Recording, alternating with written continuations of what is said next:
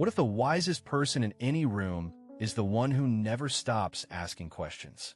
Socrates didn't write a single line you can read in a classroom. Yet his questions traveled farther than any scroll. They moved from the agora into the inner lives of people, and in doing so, they redefined what it means to know. Today we glimpse 5 lessons from his life, not as relics, but as living habits of thought that still unsettle comfortable certainty. We live in a world of answers, fast and flashing.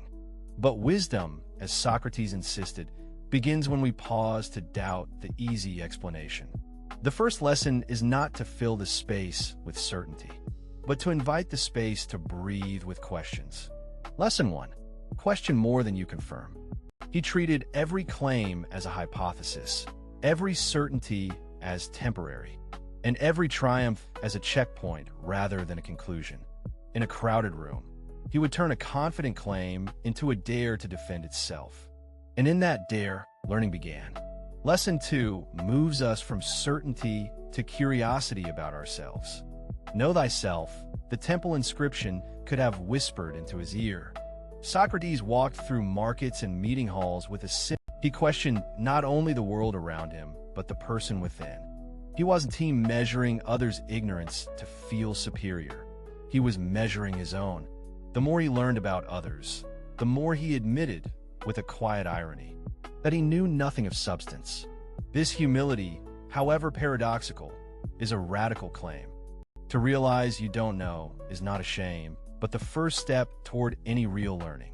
Lesson 3 is a drama of courage, not in the arena of conquest, but in the discipline of reflection. Socrates faced Athens' judgment with a steady gaze and a stubborn calm. He chose to stay inside the city's most dangerous echo chamber, to argue with priests, politicians, and poets, knowing the price might be death. He did not flee his questions.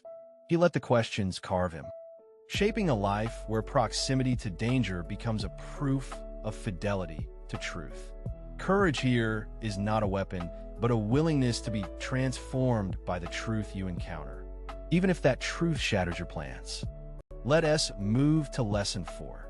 Virtue as a form of practice, not a status to display. Socrates rejected wealth, power, and public honor as pathways to a meaningful life. He wore poverty not as a martyr's badge, but as evidence that the richness of life does not reside in possessions.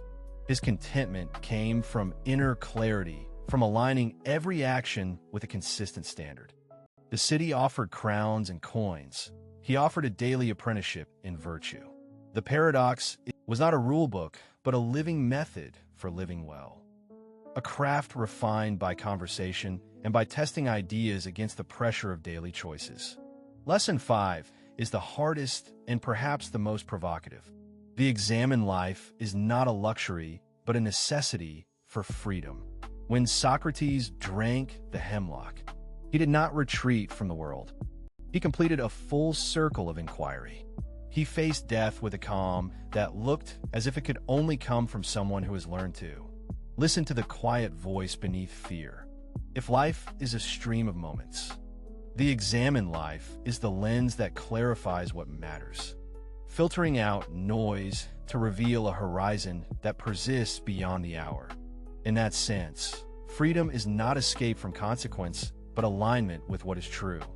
Now, a turning point lurks where expectation would like a neat summary. The surprise in Socrates' life is not that he challenged others, but that he allowed the challenge to change him first. He never believed he carried final answers. He believed that the best answer is a question that keeps you awake at night, a question that makes you honest about what you don't yet understand. The wisdom, then, is not a possession but a habit, the steady practice of asking, listening, and adjusting your beliefs when evidence requires it. Consider how these lessons translate to our own age. We are surrounded by easily digestible certainty, and the myth that progress is measured only by speed. Socrates would flip the switch on that fantasy. He would remind us that clarity is not the absence of confusion, but the disciplined work of sorting it. He would ask, what do you owe to the truth you claim to love? And what are you willing to let go of to remain teachable? Socrates did not leave a map. He left a method. If you want to walk his path, start with the first question that unsettles you today. What do you think you know about happiness, and why do you think that is true? What room in your life is crowded with assumptions that never stood up to scrutiny? What would it mean to live with the same steadfast curiosity and silence that you pursue when people are watching? In that pursuit, you may discover a paradox. Wisdom isn't a destination on a map. It is a posture toward life. A posture that says, I am listening. A posture that says, I am willing to change. A posture that says, the most valuable possession you can own is a mind awake to its own limits. As we close, let the last line of thought be a humble invitation. If Socrates wove a practice from questions, you can weave a practice from listening. If he found courage by staying, you can find courage by choosing stillness when loud voices demand conformity. If he valued virtue as a daily craft, you can treat your days as a workshop for becoming more true to yourself. So I ask you to carry one question forward into your week. Which question could you ask today that would disrupt your routine enough to reveal what you've been accepting without scrutiny? And if you can answer honestly, you'll hear a soft echo that Socrates cherished, the echo that wisdom begins not with cleverness, but with the humility to begin again. The beauty of Socrates' wisdom is not that it ends with certainty, but that it survives every challenge to certainty. He shows us that the road to truth is crowded with questions, and the traveler keeps walking not to arrive, but to become more awake than the day before. That is the enduring gift, a life committed to asking, to learning, to becoming. If a city can be tested by the quality of its questions, perhaps a life can be measured by the clarity of its pauses. In the quiet between one sentence and the next, we may hear the faint pulse of a wisdom older than philosophy books, older than fame, older than fear. A wisdom that invites us to live with more honesty, more curiosity, and more humanity. Yet a next frontier opens when we translate his practice in a daily life today.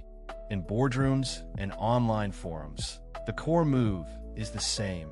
Slow down, name the assumption, press the question until it trembles. This is not cynicism. It is courage dressed as curiosity. When someone offers a polished conclusion, you respond with a deliberate pause, then ask, what must be true for that claim to hold under pressure? Consider a team grappling with a risky strategy. The easy path is consensus, the quiet nod that rolls through the room like a smooth river. The Socratic path is a different current, a series of precise questions that expose where the ice is thin. What binds us to this plan? What alternative would force us to confront the cost? What evidence could topple our confidence? And what would we do if it did? In that exchange, doubt becomes a tool, not a toxin. In our personal lives, the same method acts as a compass. We mistake clarity for certainty and call it wisdom. Socrates would ask, what do you mean by happiness? And how would you know when you found it? What would be sacrificed in pursuit of that definition? The goal isn't to paint a perfect picture of virtue, but to keep the brush moving.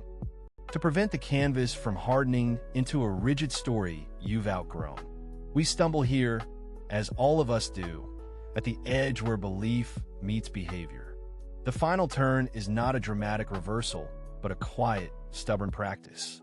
Test your beliefs against lived consequences, not just elegant arguments.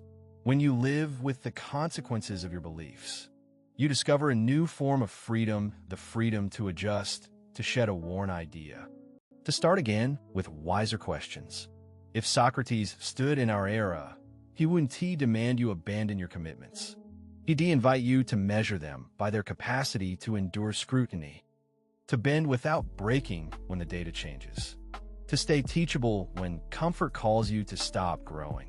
The examined life, in that sense, remains a living laboratory, a place where you're always testing, always refining, never finally finished. So here's the practical invitation for the week ahead. Which question could you ask before you decide? About one stubborn belief you've treated as a given? What evidence would force you to revise your stance? And what would you do if you did? Sit with that pause. Let the possibility of being unsettled feel like a doorway, not a defeat. The path Socrates traced doesn't end with a verdict, but with a vibration, the resonance of a mind that keeps listening, keeps questioning, keeps choosing to grow. In every crowded room you walk into, you carry the same instrument, a question that makes certainty bend toward truth, a humility that keeps you open to being mistaken, and a heart brave enough to act with integrity